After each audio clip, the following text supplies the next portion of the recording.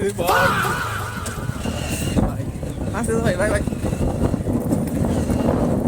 এলাকায় দেখি ভালোই আমের বল ধরে গেছে। আর আজকে আমরা চলে আইছিলাম পাশের একটা গ্রামে। গ্রামটা মোটামুটি ভালোই সুন্দর, তার থেকে বেশি ভালো লাগছে আবহাওয়া, যে বাতাস ভাই পুরা অস্থির। আর ওই দেখা যায় মহিলা, আপনাদের আমি মহিলা দেখাইতাছি না, ওই দিকে হলো আমাদের বাসা। আর ওইখানে ফাঁকা দেখতেছেন না, ওইটা হলো সুন্দর একটা রাস্তা। ওই রাস্তা এখন কাজ চলতেছে, এর জন্য লোকজন কমই দেখা যায়। একদম ঠিকঠাক হয়ে গেলে ওই রাস্তায় গিয়ে আপনাদের দেখাবো। তারপর আবার ক্যামেরা চলে গেল আমের বইলে। আর ভাই যে বল ধরছে এখনই মন চাইতেছে আমের অপেক্ষা না করে বইলি খেয়ে ফেলি। যাই হোক, এখন আমরা অনেকক্ষণ বসেছিলাম, কই দুই একটা পোস্টার নেই। আশিকরে বললাম ভাই দুই একটা ছবি টবি পিকটিক তুইলা দে ভাই। তারপর আমি পকি ভাবে দুই একটা পোস্টার নিলাম। তারপর আমার গুলো ভাই তুই কি আমার বাদ রাখবি নাকি, তুই আমার দুই একটা তুইলা দে। তারপর ওর আমি দুই একটা ও কয় ভাই চরম হয়েছে, কিন্তু এদিকে ভাই ওর তো গাড়ি স্টার্ট দিতেছে না। এরপর আমি পিছন থেকে বললাম সুমন তোর শু তাড়াতাড়ি স্টার্ট নিয়ে নে।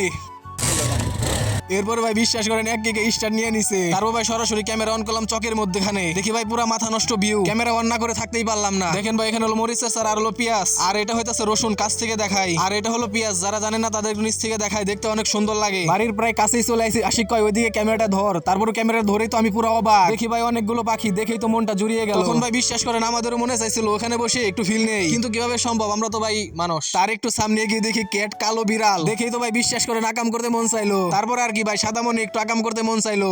বিড়াল তো ভাই হালকা হালকা ভয় পেয়ে শরম পেয়ে ড্যাং ড্যাং করে চলে গেল। তারপর ভাই চিন্তা করলাম বিড়াল যদি স্বামী চলে আসে তাই কথা আমার খবর আছে, তার জন্য আমরা এখান থেকে কেটে বললাম। এরপর আমরা চলে আসলাম বাড়িতে। আশিক কয় ভাই গাড়িটা তো ধুইতে হবে, গাড়িটা খুব ময়লা হয়ে গেছে। এরপর বললাম আচ্ছা ঠিক আছে ধুয়ে নি, আমি তোর লগে আছি। কিন্তু ভাই দুঃখের বিষয় হলো মোটর থাকা সত্ত্বেও মোটর ব্যবহার করা গেল না, কারণ ভাই মোটরটা নষ্ট।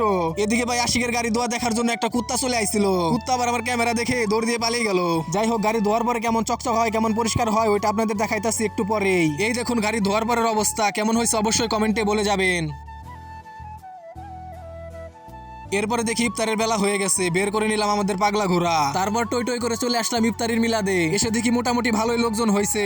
এরপর ভাই ইফতারিটা শেষ করে নামাজটাও শেষ দিলাম। এরপরে বাড়ি যাইতে লাগছি, পরে ডাক দিয়ে বললো আবার নাকি খিচুড়ির আয়োজন আছে। পরে ভাই কি আর করবো, আমার পেটে তো জায়গা নাই, কোন রকম কয়টা খেয়ে আবার রওনা দিলাম বাড়ির উদ্দেশ্যে। আচ্ছা ঠিক আছে ভাই, আল্লাহ হাফেজ। ভিডিওটা ভালো লাগলে একটা লাইক করে দিয়েন।